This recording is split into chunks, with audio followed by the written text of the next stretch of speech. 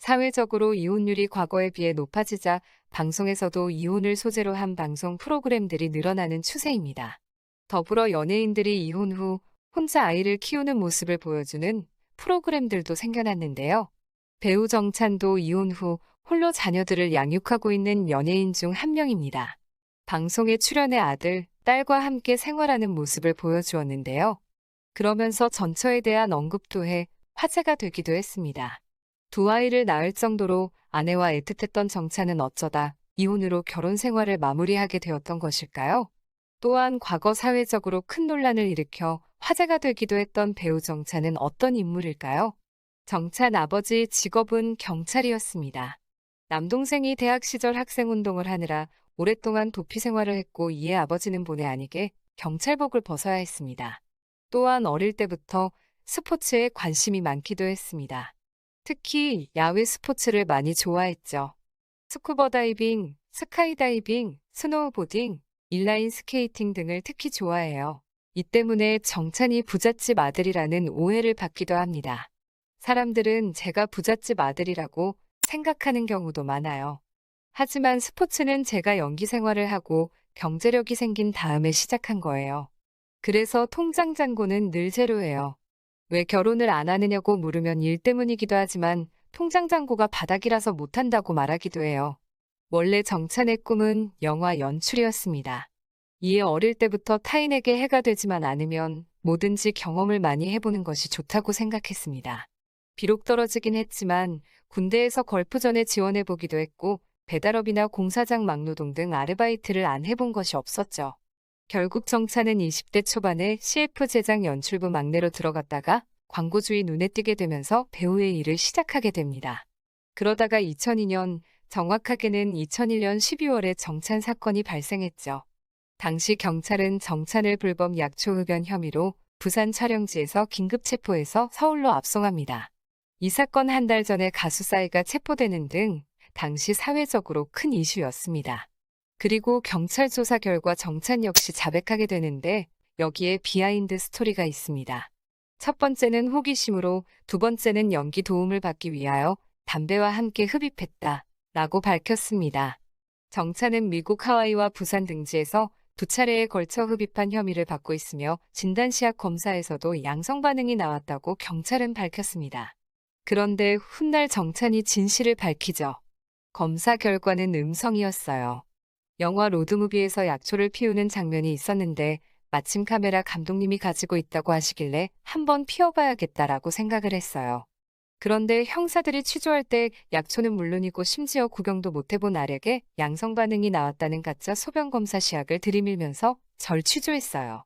약초를 피운 건 사실이고 위법이니까 제 죄는 인정해요.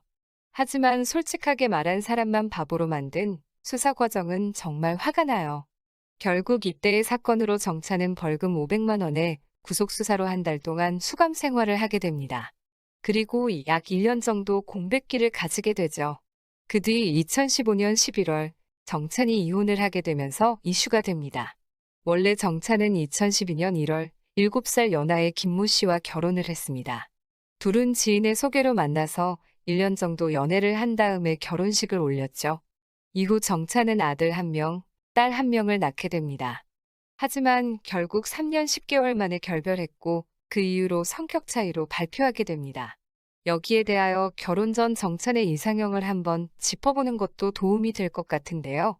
과거 정찬은 이런 인터뷰를 합니다.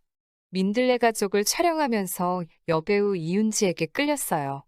이윤지에게 첫눈에 반했을 뿐만 아니라 촬영을 같이 하는 동안에도 참 괜찮은 친구구나라는 생각이 들었어요. 어린 나이에 이렇게 어른들에게 잘하는 친구는 처음 봤거든요. 이상형은 책과 영화를 사랑하는 사람이에요. 문화에 대한 흡수력이 있는 여자가 이상형이죠. 사실 아이들은 엄마의 영향을 크게 받잖아요. 부모가 문화적이면 아이들 역시 문화적으로 크는 것 같아요. 요즘 젊은 엄마들이 우리 아이는 책을 안 읽어요라고 고민하는데 그건 엄마들이 책을 읽지 않으니까 아이들도 그렇게 크는 거거든요. 결혼하면 좋은 아빠가 될 수 있을 것 같아요.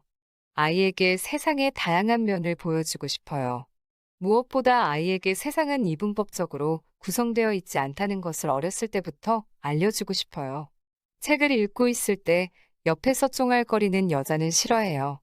그런 걸 이해할 수 없는 여자라면 결혼 생활이 힘들겠죠. 물론 여자가 나에게 잔소리를 아예 안 할 수 없겠지만 제가 알았어.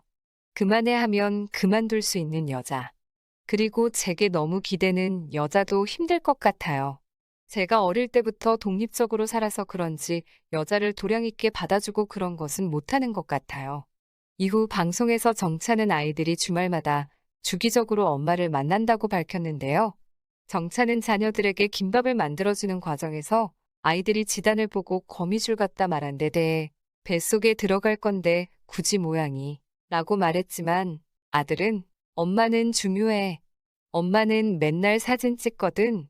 이라고 말했습니다. 엄마가 언급되자 이때 분위기가 급조용해졌습니다.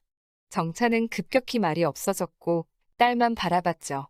딸은 뭐야, 왜 날 째려봐라고 말해 큰 웃음을 안겼습니다. 이에 스튜디오에서 김구라는 엄마는 일주일에 몇 번, 한 달에 몇 번씩 보나? 라고 물었고 정차는 두세 번씩 본다, 주말마다라며 주기적으로 만난다고 답해 눈길을 끌었습니다. 정차는 심각하게 인지할 나이가 아닐 때 이혼을 했어요. 그래서 그냥 넘어갔다고 할까? 그런 부분이 있었어요. 라며 자녀들이 부모의 이혼에 대해 얼마나 이해하고 있는지를 모르겠다는 취지의 고민을 말하기도 했습니다. 그러면서 아이들이 19살 넘어 사회에 나갈 때까지 충분한 준비를 해주고 싶다고 고백하기도 했죠. 정차는 정치적인 목소리를 자주 내는 배우 중에 한 명입니다. 2008년 광우병 사건 때 정차는 촛불과 마이크를 들었고 2012년 MBC 파업 때는 직접 MBC 노조를 방문해서 파업 취지 의사를 밝히고 성금을 전달하기도 했죠. 그렇다면 정차는 언제부터 이런 사회적인 발언을 하게 되었을까요? 바로 앞서 언급했던 정찬 약초 사건 이후에 자각을 하게 되었죠. 사회 참여에 대한 특별한 계기는 우리 사회 구조가 자기만의 이익 때문에 골마있는 곳이 많다는 사실을 느꼈던 때가 있었어요. 바로 2001년 약초 사건 때였죠. 이 사건으로 정차는 사회적인 모순에 눈을 뜨게 되었고 이후 적극적으로 사회 참여를 하게 됩니다. 물론 불법 약초가 범죄임에는 틀림없지만 동종전과가 없고 한두 번 피운 것 치고는 당시 매스컴과 일반 대중들의 반응은 너무나 뜨거웠습니다. 또한 정차는 동생으로부터도 큰 영향을 받은 것 같은데요. 운동권으로 오랫동안 수배 생활을 했던 동생은 지금도 학원 강사로 있으면서 민주노총에서 일하고 있어요.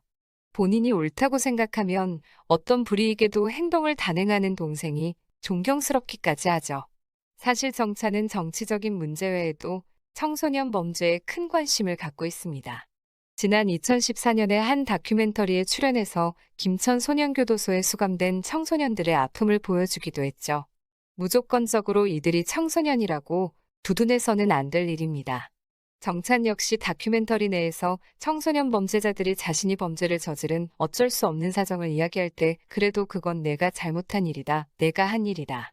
그건 핑계일 뿐이다 라고 지적합니다. 사실 아이들이 죄를 지었다는 부분을 부정하지 않아요. 그러나 왜 그런 일이 일어났는지에 대해선 생각해봐야 하지 않을까요? 그곳에 수감된 아이들은 모두 부모님 중 하나가 문제가 있었어요. 원래 어렸을 때 가정을 통해 인성과 인격이 완성되는데 그 친구들은 그 부분부터 망가진 거죠. 소년교도소는 단순히 나이 어린 범죄자들을 모아둔 것이 아니라 사회 시스템에 문제가 응집된 곳이라는 생각이 들었어요. 정차는 한쪽을 일방적으로 편들지 않습니다. 약자가 무조건 옳다 혹은 부자는 무조건 나쁘다와 같은 관념에 물든 대신에 세상이 이분법으로 구성되어 있지 않다는 것을 잘 알고 있죠. 사회에 목소리 내는 것을 두려워하지 않는 정찬이 다양한 작품에서 연기하는 모습을 계속해서 볼 수 있길 기대하겠습니다. 긴 영상 끝까지 시간 내어 시청해 주셔서 대단히 감사합니다. 구독과 좋아요는 언제나 큰 힘이 됩니다. 알림 버튼을 눌러 설정해 두시면 언제든 빠르게 연예인 근황을 볼 수 있습니다. 보다 좋은 영상으로 돌아오겠습니다. 오늘도 행복 가득한 하루 되세요.